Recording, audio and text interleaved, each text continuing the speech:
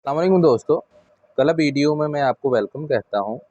जैसा कि आपको पता है कि हमने 10th क्लास की जो 1.3 है एक्सरसाइज वो हम कर रहे थे। पहला चैप्टर था क्वाड्रेटिक इक्वेशन और उस 1.3 एक्सरसाइज की टाइप नंबर 1 वो हमने स्टार्ट की थी। उसके पहले 3 क्वेश्चन जो हैं वो मैंने कर लिए थे और अगर आपने वो वीडियो नहीं देखी तो डिस्क्रिप्शन में उसका लिंक है, आप वहाँ जाके वो वीडियो देखिएगा। आपको पहले 3 क्वेश्चन मिल जाएंगे, आप वो ज़रूर देखिएगा। अब आज के दिन मैं ये जो चौथा और पांचवा क्वेश्चन है ये करूँगा। ये क्वेश्चन बड़े ही इम्पोर्टेंट है पेपर के पॉइंट ऑफ व्यू से, तो आप ज़रूर देखिएगा आखिर तक वीडियो को और इसको समझिएगा। ये आपके पेपर के लिए बहुत बेनिफिट है। चलिए वक्त को ज़ाया किए बगैर हम स्टार्ट करते हैं। देखें क्वेश्चन है कि x की 2/3 प्लस 54 इक्वल टू 15x की 1/3। ये आपके पास क्वेश्चन है। इसको कैसे करना है, आपने लेट करना है कि ये जो पावर है छोटी x की 1/3 छोटी पावर है और x की 2/3 बड़ी पावर है। आपने जो छोटी पावर है x की 1/3 आपने उसको लेट करना है y के। ठीक है, ये क्यों करना है मैं आपको बताता हूँ, मुझे बस ये करने दें, मैं आपको बताता हूँ कि हम ये क्यों कर रहे हैं। ठीक है, आपने टेक करना है take square on both sides, take square on both sides. तो दोनों तरफ आपने स्क्वायर लेना है। ये देखें x की 1/3 और ये स्क्वायर और फिर इसका भी स्क्वायर, यानी कि दोनों तरफ स्क्वायर ले लिया। अब देखें ये 2 जो है इस 1 से मल्टीप्लाई हो रहा है, ऊपर वाले से मल्टीप्लाई होता है और ये 2 3 से डिवाइड हो रहा है। ठीक है ना, तो आपने 2 को 1 से मल्टीप्लाई किया तो ये आ जाना है 2/3 और y की 2 एज इट इज आ जानी। आपने इसको इक्वेशन नंबर 2 का नाम देना है और ये जो ऊपर वाली इक्वेशन है इसको इक्वेशन नंबर 1 का नाम देना। क्लियर होगी बात। आपने इक्वेशन नंबर 1 और इक्वेशन नंबर 2 जो है उसको देखते हुए ये जो x की 2/3 है ये y के स्क्वायर के बराबर है और x की 1/3 y के बराबर है। तो इस इक्वेशन में जहां 2/3 है वहां पे आप y की 2 लिख सकते हैं और जहां पे 1/3 है x की 1/3 वहां पे आप y लिख सकते हैं। तो आप लिख दें, यहाँ पे देखें x की 2/3 उसकी जगह मैं लिख रहा हूँ y का स्क्वायर प्लस 54 इक्वल टू और 15y। ठीक है, तो अब इसको मैं जरा ये 15y इधर प्लस का इधर इधर ले आता हूं, -15y चूंकि इधर प्लस है और प्लस 54 इधर ही रहा इक्वल टू 0। तो ये आपके पास क्या बना, ये आपके पास क्वाड्रेटिक इक्वेशन बन गई। ठीक है ना, क्वाड्रेटिक इक्वेशन बन गई।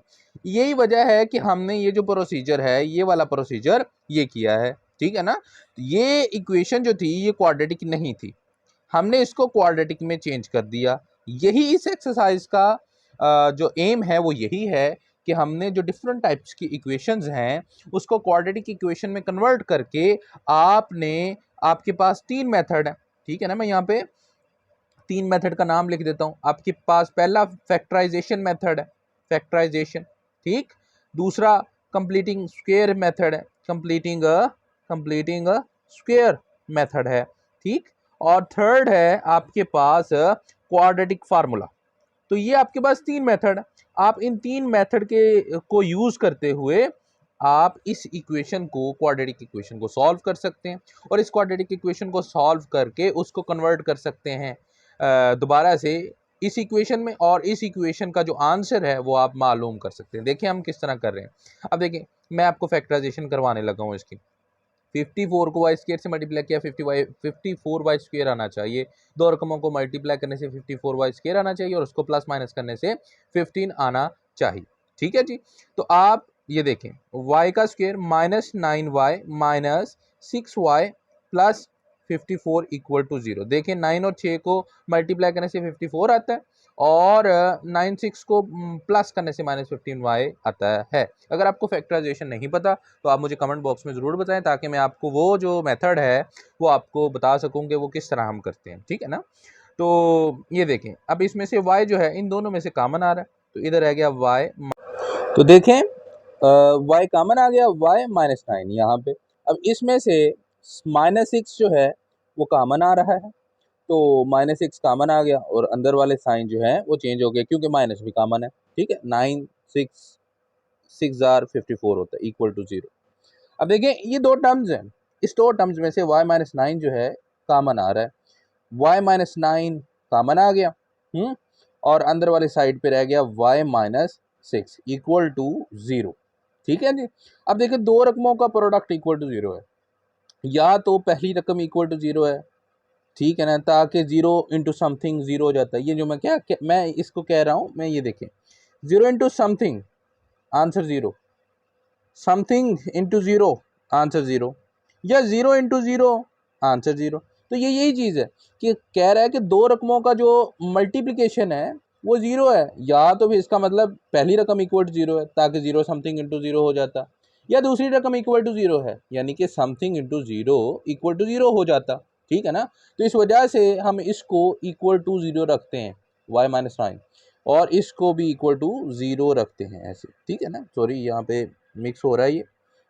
अब y इक्वल टू यहाँ पे आ गया 9 और यहाँ पे आ गया y इक्वल टू 6। ये हमारे पास दो आंसर्स आ गए y के। अब देखिए यहाँ पे बच्चे छोड़ देते हैं कि y का आंसर आ गया, ऐसा नहीं है भाई। आपने ये देखिए आपकी इक्वेशन जो है x में है, ठीक है ना, आपकी जो ओरिजिनल इक्वेशन है x में है, आपको x में आंसर चाहिए। ठीक है ना, तो अब आपने इस इक्वेशन नंबर 1 को यूज़ करना है। देखें इसमें आपको कहा गया है कि जो y है वो x की 1/3 है, और यहाँ पे आपके पास जो y का आंसर है वो आ गया है y इक्वल टू 9। तो आपने कहना है कि equation number 1 this implies that कि जो y है वो तो x की 1/3 के बराबर है। इट्स मीन कि आपका जो ये वाली चीज़ है, चूँकि y इक्वल टू 9 है, तो ये वाली चीज़ आपकी x की 1/3 9 के बराबर हो जाएगी। समझ आ गई? इसी तरह अब आपने इस 1/3 को ख़त्म करना है, तो कैसे करेंगे? आपने कहना है कि take cube on both sides. दोनों तरफ आपने क्यूब लिया, दोनों तरफ क्यूब लिया, तभी तो ये 1/3 जो है ये 3 कैंसिल होगा। ये देखें कैसे कैंसिल होगा, अगर आप दोनों तरफ क्यूब लेंगे ऐसे और इधर भी क्यूब लेंगे तो ये 3 से कैंसिल हो जाएगा। सही है, और आपका जो आंसर आएगा वो 729 इसका आंसर आ जाएगा। बिल्कुल यही चीज़ आपने इसके साथ करनी है।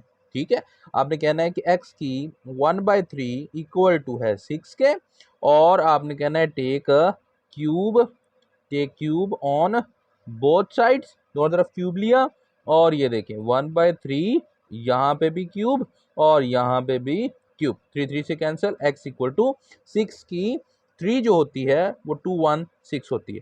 तो एंड पे आपका जो सोल्यूशन सेट जो है वो बन जाएगा, वो आ जाएगा 216 और 729। ये देखें ये आपके पास आंसर आ गया, यानी कि x में इक्वेशन दी गई थी और x का जो आंसर है वो आपके पास आ गया। ठीक है, अब हम नेक्स्ट क्वेश्चन करते हैं।